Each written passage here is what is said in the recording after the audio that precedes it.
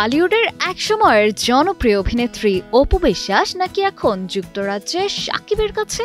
কানাঘুষোয় এমনটাই শোনা যাচ্ছে। তবে আবার অনেকেই বলছে সাকিব খান এখন দেশে। আসল ঘটনা তাহলে কি? চলুন জেনে আসি।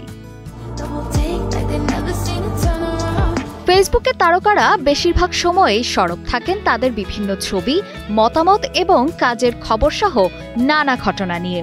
কখনো সেগুলো বৈচিত্র্য হয়ে ধরা দেয় ভক্তদের কাছে। সম্প্রতি লন্ডনের রাস্তায় নতুন গ্ল্যামারাস লুকে দেখা গেছে অপুকে, জানিয়ে ভক্তমহল করছে বেশ কানাঘোষা।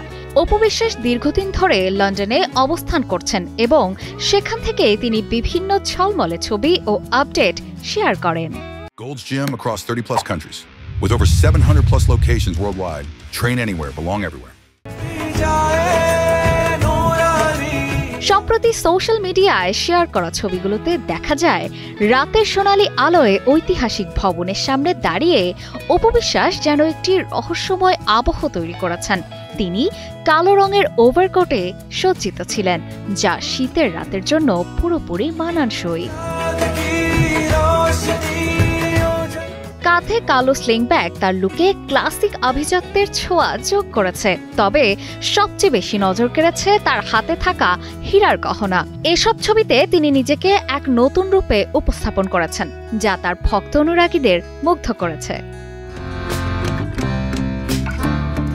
চিত্রনায়িকা অপু বিশ্বাস 4 নভেম্বর ফেসবুকে জানান যুক্তরাজ্যে রয়েছেন তিনি।